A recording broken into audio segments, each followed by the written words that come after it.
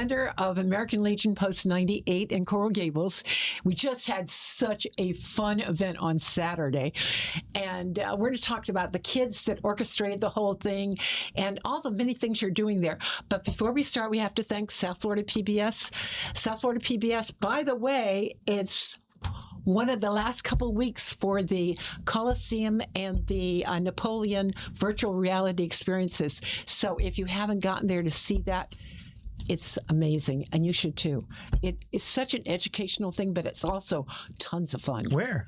It's in Boynton Beach, which is their headquarters, and you can actually, I have a bus trip going one of the final days of VIP tour on the 22nd. I'll tell you about it later. Okay. And maybe you can join us. Anyway, great programming going on. They're one of the best resources in our community. And thank you, South Florida PBS. Let's get started.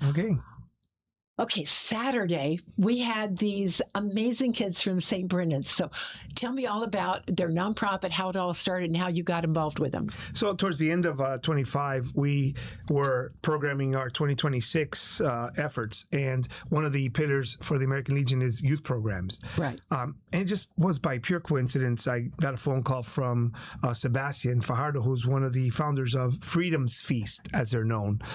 And their endeavor is to create a nonprofit that basically does something very simple, is provide meals for veterans. They didn't really have what that was look like quite yet, and they just had this broad idea. So then we met and we sort of fine-tuned it. It was really fun at the beginning because there's four of them. There's three founders: Sebastian Fajardo, Alisa Albelo, and Gabriela Lopez, which I think you met all of them on Saturday. They're adorable. And they just added a new individual. His name is Alejandro Prieto, who's their public relations type guy. Oh, the guy with the camera. That's right. So then the students had this really grandiose idea about creating these monthly dinners for veterans. And at Post 98, we also have a culinary team that does the food for our meetings. Mm-hmm. So I paired them up with the culinary team, and they started to grow their effort slowly but surely. So they do every 2 weeks we have meetings there, and they've been doing the food service for us. So in other words, typically it's like a buffet style meal, but because of the Freedom Feast kids, they bring tons of other students with them. It's not just them. And they do like table service. So it's really fun. Really upgraded in terms of the level of service that the veterans are getting at Post 98. Mm-hmm. But their idea was to really be more autonomous. They have support from the culinary team, but they really wanted to do some things on their own. So as time went by, so they started their first event started in January. Now we're practically 8 or 9 months in now. Right. And the event that you attended was their second autonomous event. The first one was a bingo night, which was relatively successful. They had some hiccups like any group of people that are doing events have.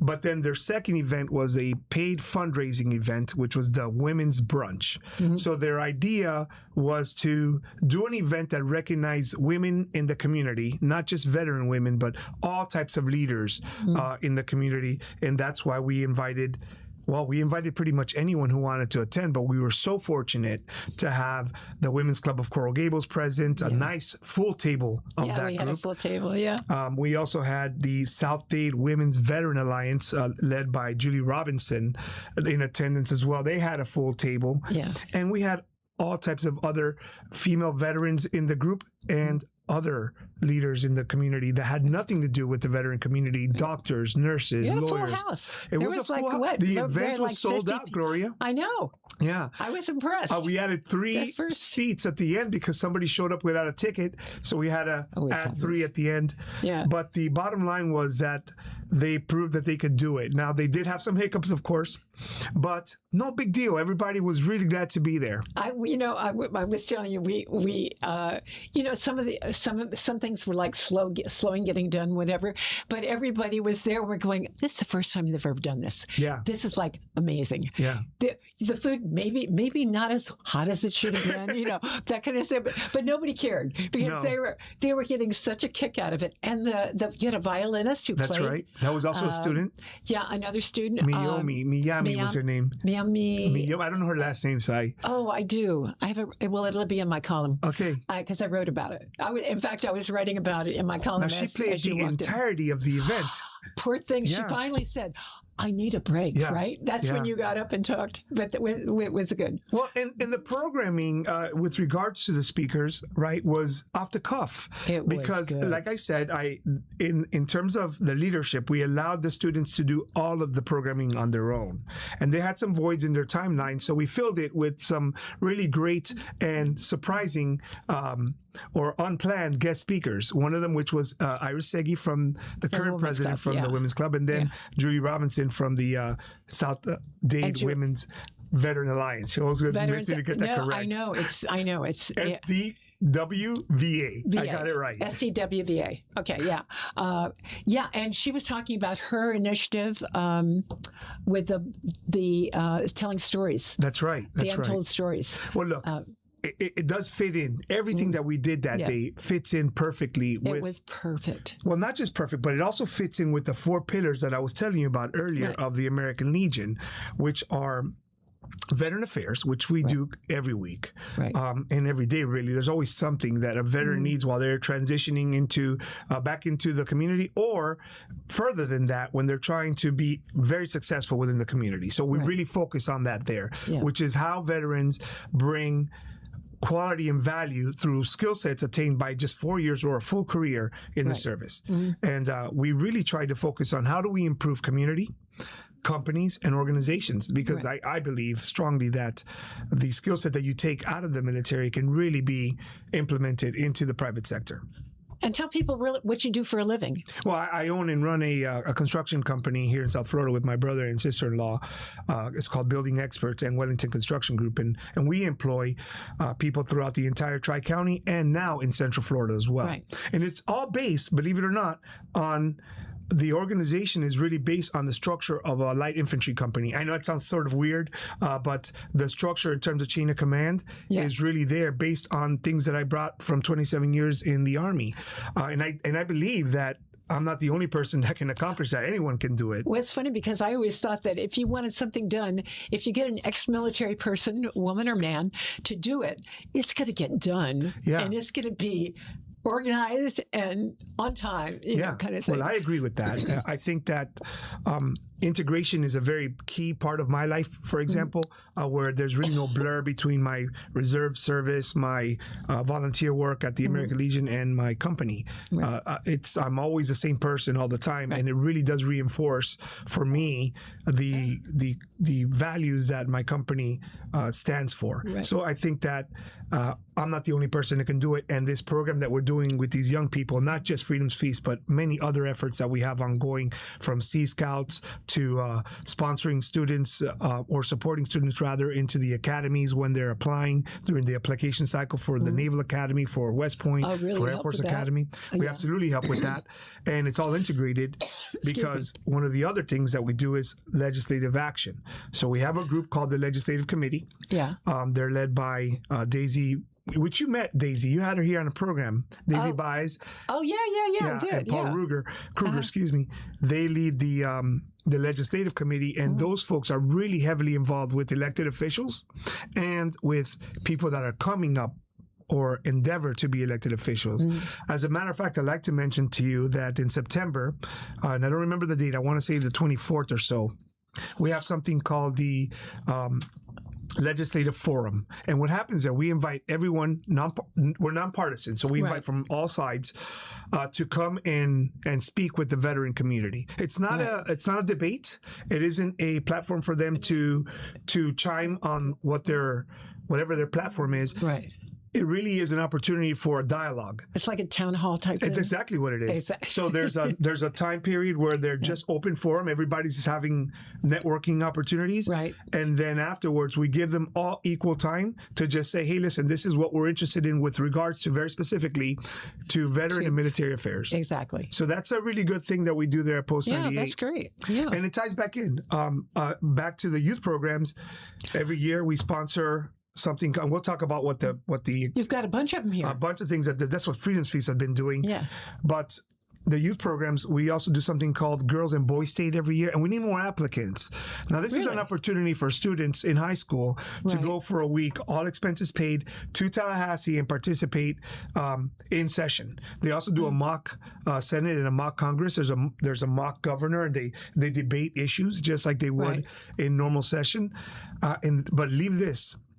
They get if they wanted to go to the academy, they get 10 points towards the academy just for participating in 1 week of that. Now, to give you a perspective on how much that's valued, becoming an Eagle Scout also gets you 10 points. Oh, really? And that takes years. It does.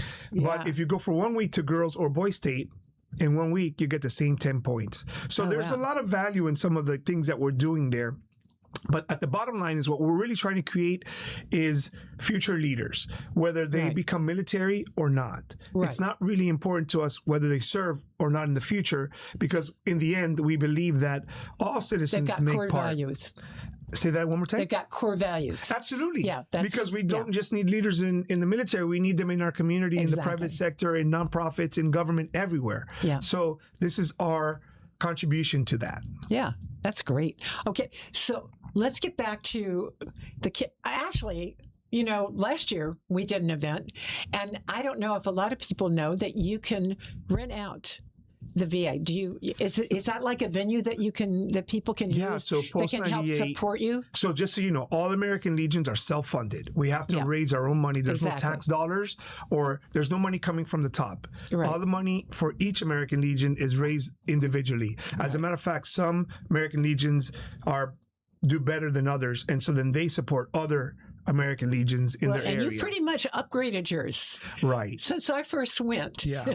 Well, I've seen a big improvement.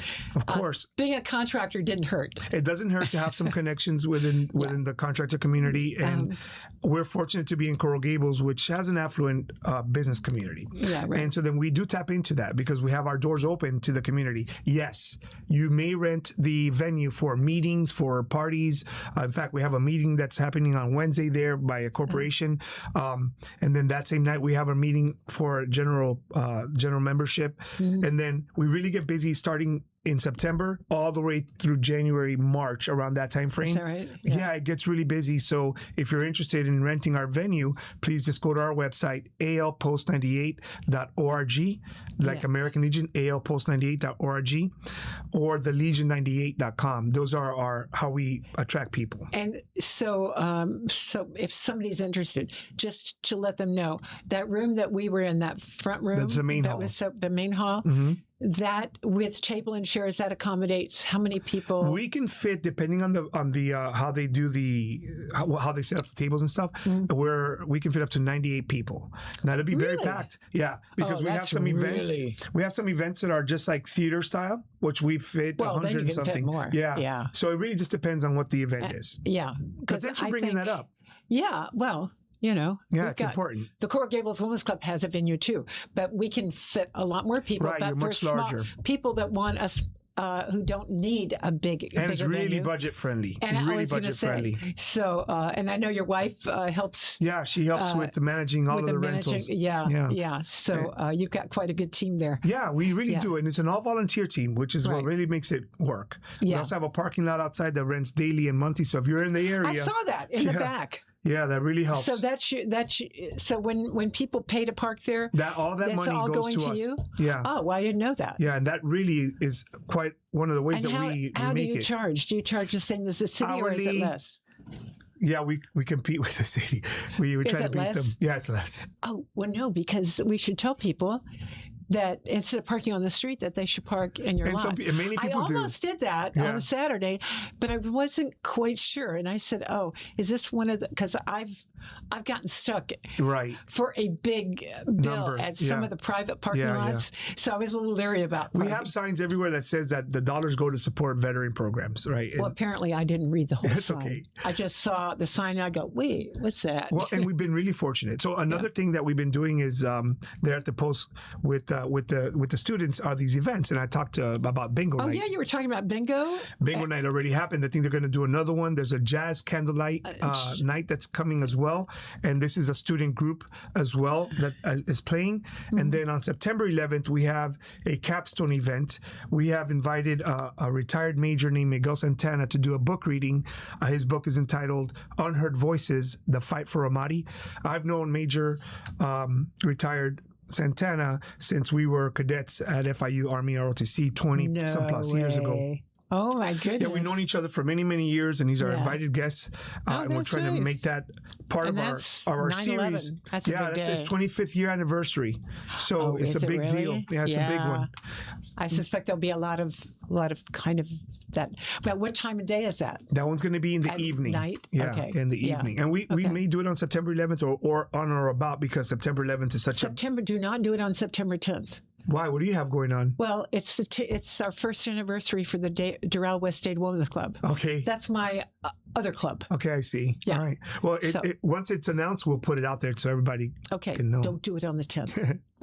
Do it on the That's 12th. Yeah, the 12th is Saturday night. So yeah, we'll see. We Oh, have to. yeah. We're waiting Let's on. We're waiting on the confirmation from Major Santana. Oh, Yeah. okay. So once he's got confirmed, then we'll have him there. Well, rather than do it, why don't you have him? Why don't you do a dinner and charge for the dinner and have him be your guest speaker? That's sort of what we're planning. Yeah. Oh, So he's okay. not reading the I whole was gonna book. He's probably doing an excerpt. No, it's just an And he's excerpt. going to talk about the book, right? Yeah. Yeah. But that makes more sense. You know, the 200 Club does something like that. Yeah. They always get a big speaker, but they charge a lot for their.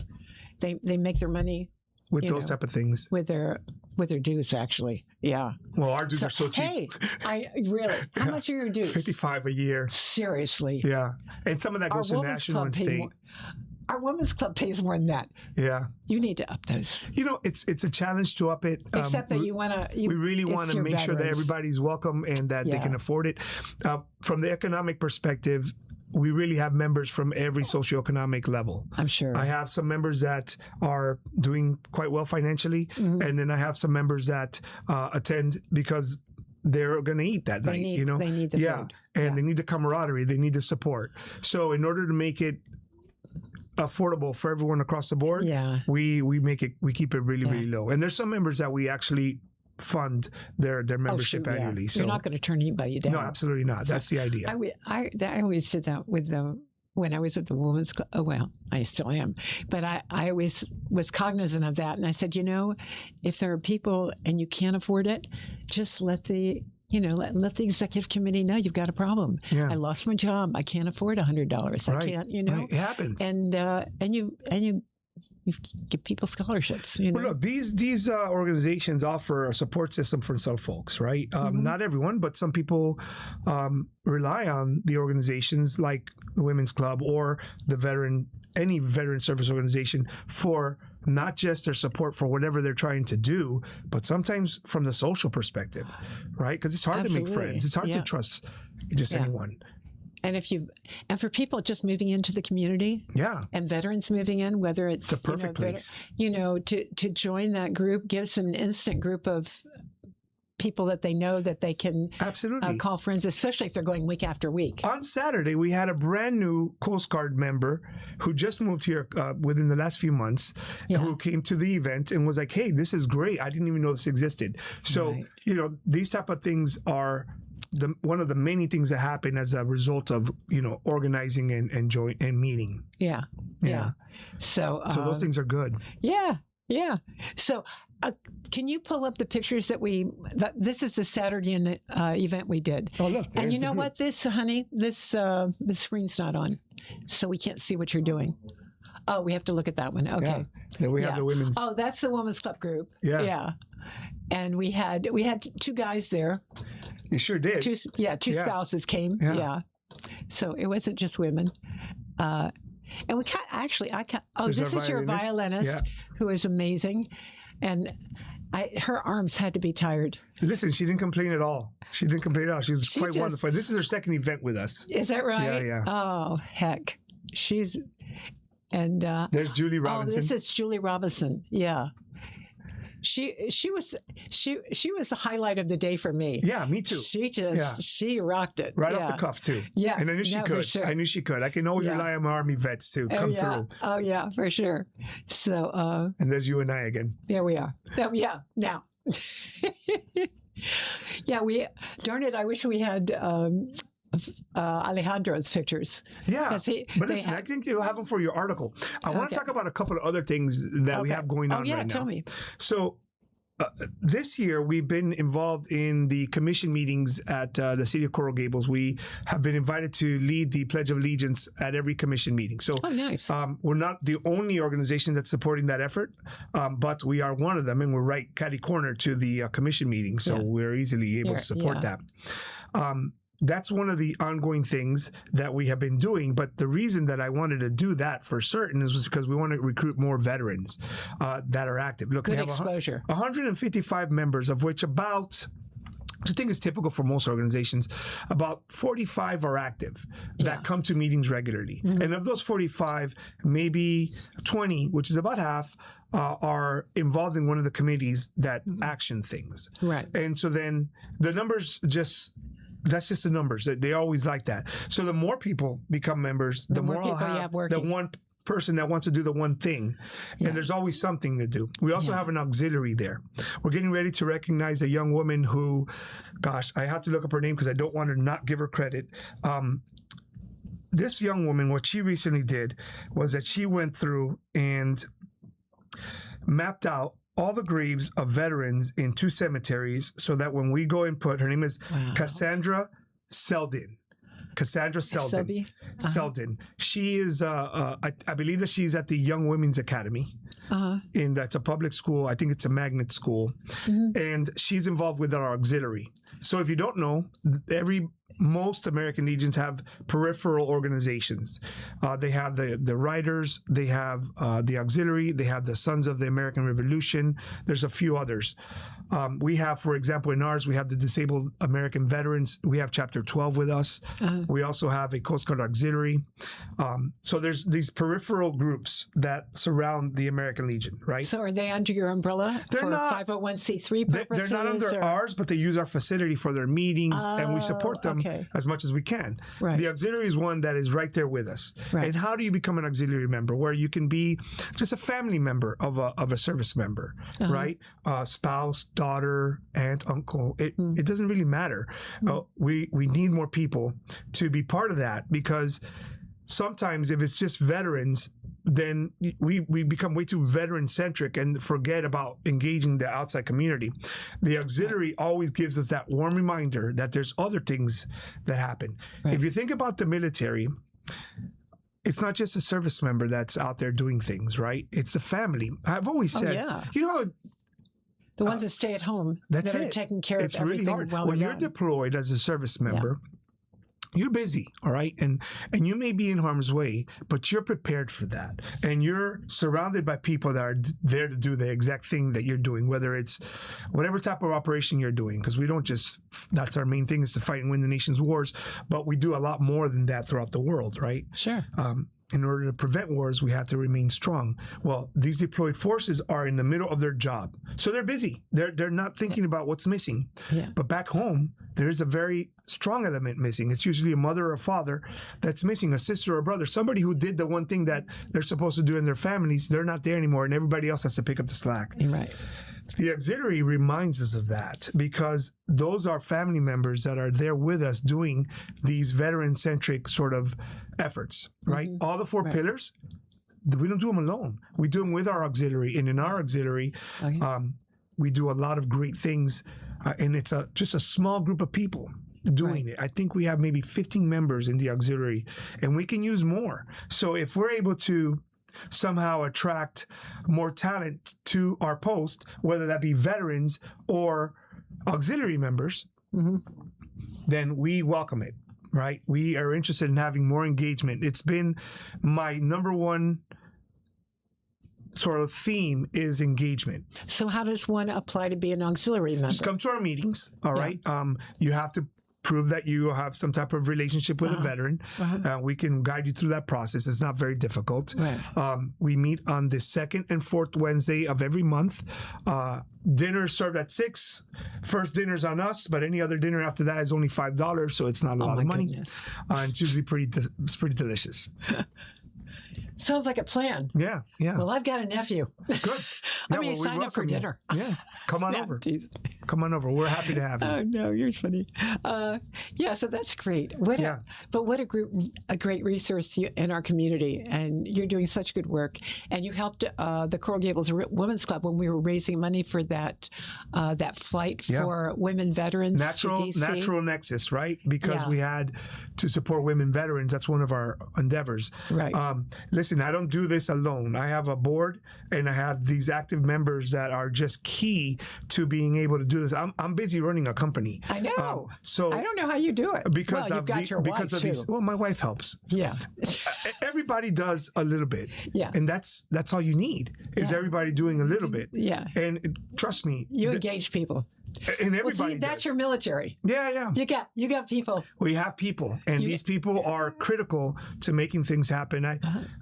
I have such a long list that it's difficult for me to go through it, because if I did, then we'll be here for the rest of the time that you have here, which you only have a few more minutes, talking about these people. But the board is very, very busy doing things. I cannot state how important the finance officer is. His name is Cliff Van Allen.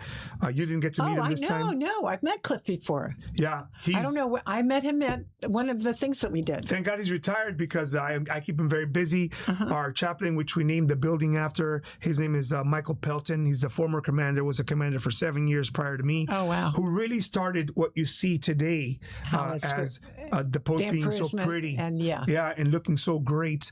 And everyone in the organization just takes such great pride in how we look. And that really matters to us. That really matters to us, because we think that the appearance of the organization has to be very professional. It has to mirror the standards of excellence. And it has to just be a place that's welcoming, so that when you get there, you feel like, hey, I'm in a place that I can be a part of. And so that's important to us. Yeah. So, you're doing such a great job, and it is a beautiful building.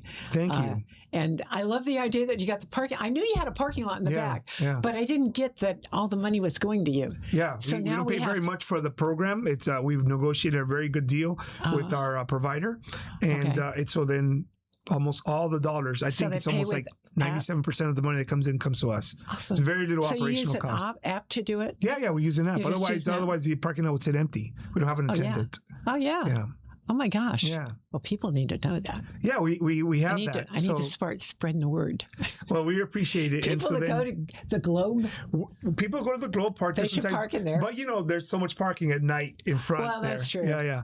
But we're on the corner of you're less expensive. We are. But I think at night, they get a better deal sometimes. Do they? Yeah, sometimes they do. Yeah.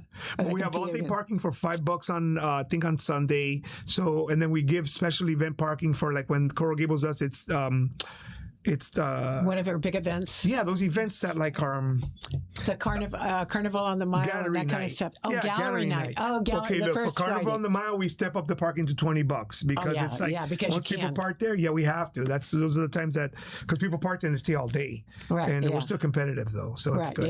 Yeah. There's going to be times where we raise the price a little bit to take advantage of the just amount of people that are in Coral Gables. But it's usually in spring. But some people don't know what gallery night is. But gallery night. Are they still doing the buses? Last Friday of the night of the month. The first Friday of the month. First? I don't know. Look it up. I thought it was the first Friday. I don't know. I think it's the last. So we have a debate that we need to solve.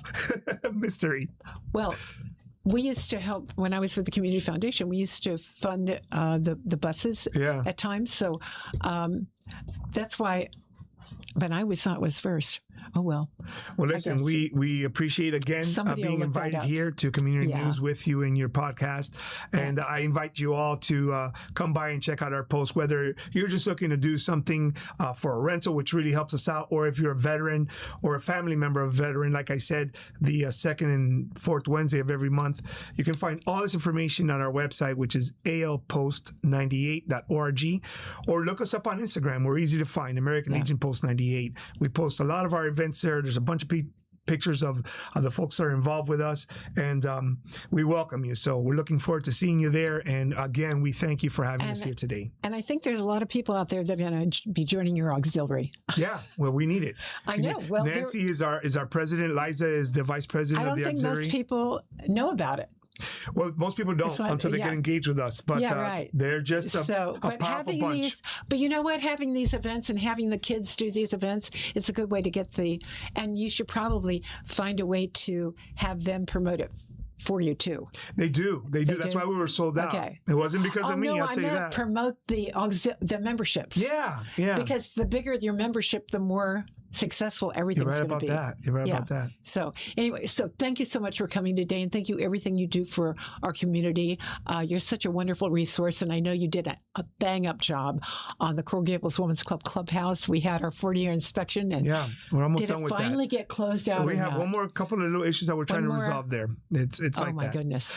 Listen, I do want to thank one more time the Freedom Feast kids from St. Brendan. Kids. Sebastian, Alisa, Gabriela, and Alejandro they've been a source of energy for the post that is just fantastic, and we welcome any group of students that wants to do some type of collaboration with us. Just come and see us. We're happy to welcome you. That's great. Okay, well, so thank you so much for coming again, and for all of you tuned in today, thanks for joining us.